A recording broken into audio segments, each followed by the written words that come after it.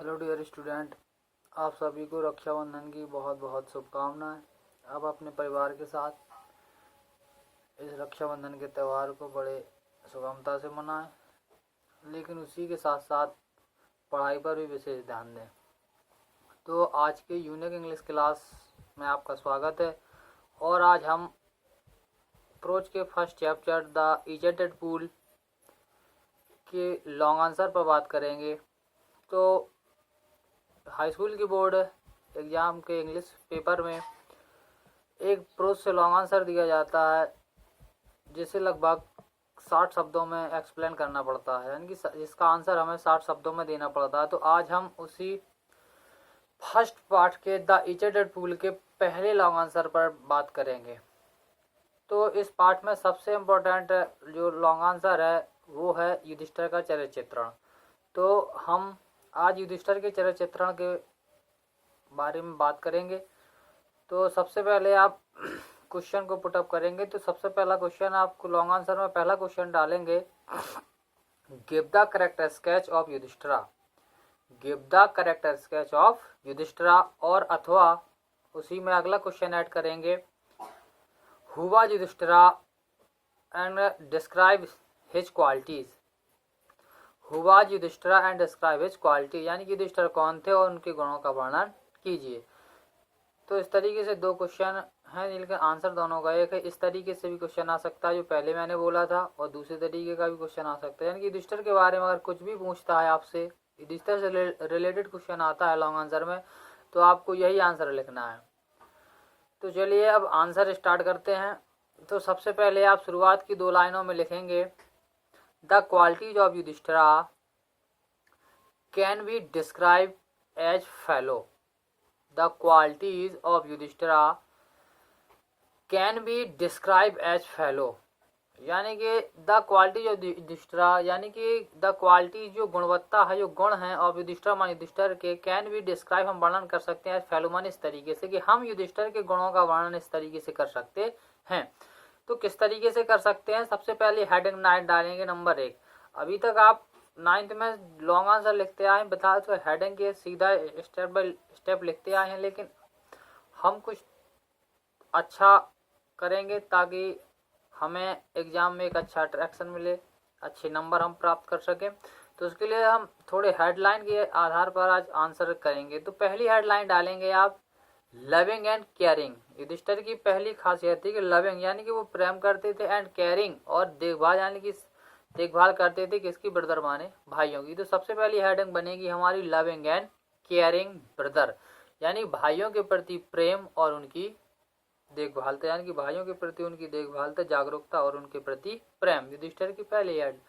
तो इसमें हम लिखेंगे युधिष्ठिरा वाज, तो इसी हेडलाइन में आगे लिखेंगे Yudhishthira was eldest brother of all Pandu.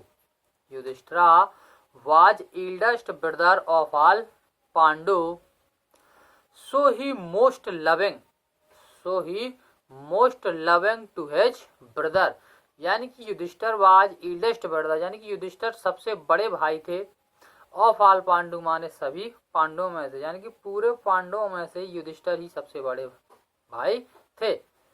सो इसलिए he most loving to his brother, इसलिए वो अपने सब मतलब अपने सभी भाइयों को क्या करते थे, बहुत अधिक प्रेम करते थे। And they were living in exile, और वो कहाँ रहते थे उस दौरान, एक्जाइल, एक्जाइल मतलब कि वनवास में। तो पहली हेडिंग में हम इतनी कुछ लाइनें लिखेंगे, 2 से 3 लाइनें। इसके बाद अगली हेडिंग डालेंगे पैटर्न एंड वाइजर, यानी कि पैटर्न्स एंड वाइजर, यानी कि युधिष्ठिर की धैर्यता और उसकी बुद्धिमत्ता। दूसरी हेडिंग बनेगी द पैटर्न्स एंड वाइजर, यानी कि युधिष्ठिर बुद्धिमान भी थे और धैर्यवान भी थे। तो इसके बारे में थोड़ी 1-2 लाइन लिखेंगे कि उन्होंने बुद्धिमत्ता का प्रयोग किस तरीके से किया और उन्होंने धैर्यता कैसे दिखाए। तो इस हेडिंग में आगे लिखेंगे Yudhishthira was a very wise and intelligent person. Yudhishthira was a very wise and intelligent person. He answered all question, he answered all questions asked by Yaksha. He answered all question asked by Yaksha. He has enough patience, he has enough patience to face and solve all situation. He has enough, ENOUGH, enough, पर्याप्त, enough patience to face and solve all situation। तो ये हमारी दूसरी headline में कुछ लाइनें लिखी। चलिए अब दूसरी हेडिंग के हिंदी अर्थ को देख लेते हैं। Yudhishthir was a very wise and intelligent person. Simple सा सेंटेंस है, सभी को समझ में आ गया होगा। Yudhishthir was a very wise, यानी कि युधिष्ठिर बहुत ही, ए वेरी वाइज बहुत ही, ये माने एक वेरी वाइज, बहुत, वेरी माने बहुत, वाइज माने बुद्धिमान, एंड इंटेलिजेंट यानी कि ज्ञानवान, और इंटेलिजेंट मतलब कि बुद्धिमान, यानी कि युधिष्ठिर बहुत ही ज्ञानवान और बुद्धिमान व्यक्ति थे। एक व्यक्ति, ही answered all question, he answered वो जवाब देते हैं, इन्होंने जवाब दिया, आंसर्ड यानी कि मैन वर्ब की सेकंड फॉर्म, तो आंसर जवाब दिया, ही आंसर उन्होंने जवाब दिया, ऑल क्वेश्चन माने सारे प्रश्नों का, उन्होंने सारे प्रश्नों का जवाब दिया। किसके? आस्क्ड जो पूछे गए थे, बाय यक्ष माने यक्ष के द्वारा, जो प्रश्न यक्ष के द्वारा पूछे गए थे उन सभी प्रश्नों का युधिष्ठिर ने क्या दिया? जवाब दिया। इसके बाद आगे ही हैज एनफ, ही हैज वो रखते हैं, यह उनके पास था, है ना। ही हैज इनफ उनके पास था या वो रखते थे, इनफ माने पर्याप्त, पेशेंस माने धैर्य, उनके पास पर्याप्त धैर्य था, मतलब जितना एक इंसान में धैर्य की आवश्यकता होती है उनके पास धैर्य पर्याप्त था। टू फेस सामना करने के लिए, एंड सॉल्व सुलझाने के लिए, ऑल सिचुएशन माने सभी परिस्थितियों को, सभी परिस्थितियों को सुलझाने के लिए और उनका सामना करने के लिए युधिष्ठिर के पास क्या था? पर्याप्त धैर्य था। तो ये दूसरी हेडिंग हो गई, समझ में आ रहा होगा आपको। आखिरी और तीसरी हेडिंग डालेंगे जस्टिस लविंग पर्सन। आखिरी हेडिंग डालेंगे जस्टिस लविंग पर्सन, यानी कि न्यायप्रिय व्यक्ति। युधिष्ठिर कैसे इंसान थे? न्यायप्रिय इंसान थे।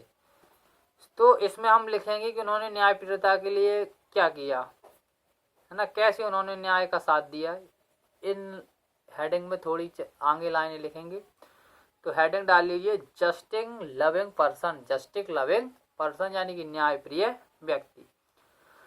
तो लिखिए Yudhishthira was a man of justice. Yudhishthira माने युधिष्ठिरा वाज ए मैन, एक व्यक्ति थे, ऑफ जस्टिस माने न्याय के, यानी कि युधिष्ठिर एक न्याय के व्यक्ति थे, अर्थात कह सकते हैं कि धर्मयुक्त व्यक्ति थे। ही एम्पेरेटिलिटी चूज नकुला, ही उन्होंने एम्पेरेटिलिटी माने निष्पक्षता से, एम्पेरेटिलिटी मीन्स निष्पक्षता से, ही एम्पेरेटिलिटी उन्होंने निष्पक्षता से चूज माने चुना, नकुला माने नकुला को उन्होंने निष्पक्षता से यानी कि बड़े न्याय संगत तरीके से, निष्पक्ष रूप से उन्होंने नकुल को चुना। द मादरी संस जो किसका पुत्र था? मादरी का पुत्र था। उन्होंने मादरी के पुत्र नकुला को निष्पक्ष रूप से चुना, एंड से और कहा, और इसी में आगे लिखेंगे एंड से, और उन्होंने जब नकुल को चुना तो कहा, क्या कहा?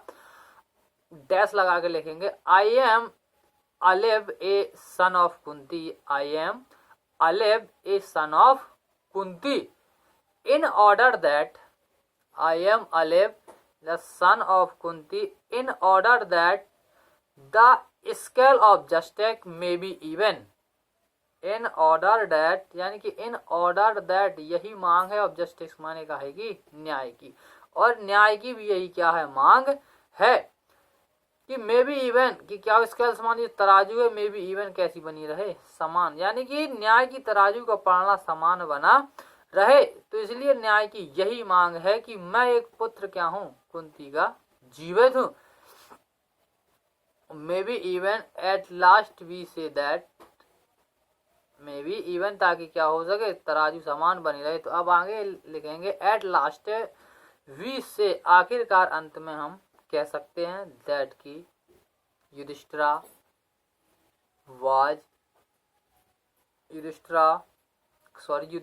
Called Dharmaraj, Yudhishthira called Dharmaraj. आखिर हम अंत में कह सकते हैं कि युधिष्ठिर को धर्मराज भी कहा जाता है या धर्मराज कहा जा सकता है, क्योंकि उन्हें धर्म बहुत अधिक प्रिय था। तो ये था आपका द ईचर डेडपूल का लॉन्ग आंसर, और आप सभी को समझ में आया होगा इस वीडियो को देखने के बाद। तो इस तरीके से कहानी थी। जब हम किसी व्यक्ति का चरित्र चित्रण करते हैं तो हमेशा उसकी अच्छाइयों का ही वर्णन किया जाता है कि उसमें क्या क्या अच्छाइयाँ थीं। तो युधिष्ठिर की क्या क्या गुणवत्ता थी, क्या क्या अच्छाइयाँ थीं, आपने इस लॉन्ग आंसर के माध्यम से समझा है। और आप लोग इस लॉन्ग आंसर को अच्छी तरीके से समझकर इस वीडियो के माध्यम से अपने फेयर नोट में कम्प्लीटली लिख लें। और अगर किसी को कोई डाउट हो या किसी सेंटेंस में कोई प्रॉब्लम आ रही है, किसी सेंटेंस का अर्थ आपको अगर डाउट संदेह दे रहा हो, तो आप ग्रुप के माध्यम से या पर्सनल कांटेक्ट के माध्यम से उस सेंटेंस के बारे में या उसके हिंदी ट्रांसलेशन के बारे में आप डिस्कस कर सकते हैं। ये त्यौहार का माहौल चल रहा है, आप लोग अपने घरों में त्यौहार की खुशियों में विलुप्त होंगे, लेकिन त्यौहार के मनाने के साथ साथ आपको ये भी ध्यान देना है कि आप एक हाई स्कूल स्टैंडर्ड के स्टूडेंट बन चुके हैं। आपको हाई स्कूल के बोर्ड एग्ज़ाम देना है, तो उसकी तैयारी में कहीं कोई कमी ना हो। आप त्योहारों का आनंद लीजिए, अपनों के साथ खुशियाँ बांटिए, अपनों के साथ अच्छे से रहिए, अपनों के साथ अच्छे से व्यवहार रखिए। लेकिन इन सब के बावजूद टाइम निकालिए कि आप पढ़ाई पे भी अपना समय थोड़ा बहुत दे पाएँ इन दिनों में भी। अगर आप ये लेकर के बैठ जाएंगे कि आज त्यौहार है, छुट्टियां चल रही हैं, तो आपको पता है कि आप 3-4 महीने से लगातार छुट्टियां ही 5 महीने से लगातार छुट्टियां ही स्पेंड कर रहे हैं। तो जब आपको अध्ययन करने के लिए पर्याप्त मटेरियल मिल रहा है तो आप उसे अच्छी तरीके से अध्ययन करें और छुट्टियां भी मनाएं, अपनों के साथ आनंद लें, त्योहारों का भी आनंद लें। लेकिन साथ साथ इतना आनंद ना लें कि आपकी पढ़ाई में किसी प्रकार की दखलंदाजी हो। तो आप समय समय पर सब कुछ करते रहें और साथ साथ पढ़ाई पर भी विशेष ध्यान दें, क्योंकि आपके पास समय उतना नहीं है। और एक खास बात कि आप लोग जानते हैं कि उस पता नहीं है किस सिचुएशन में विद्यालय की ओपन हो जाए, कब ओपन हो जाए। हो सकता है ऑनलाइन ही आपका सिलेबस आधे से ज़्यादा कंप्लीट हो जाए। तो आपको पता है कि जब आप स्कूल अगर उस दौरान ओपन हुए तो आपको हो सकता है कि सिलेबस अगर आधे से ज़्यादा कंप्लीट हो गया और फिर स्कूल खुले तो आपको टेस्ट देने पड़ेंगे स्कूल में आकर के।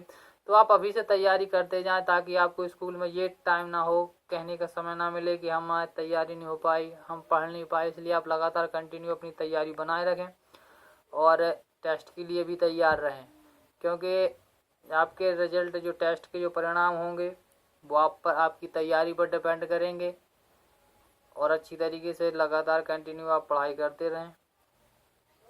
धन्यवाद।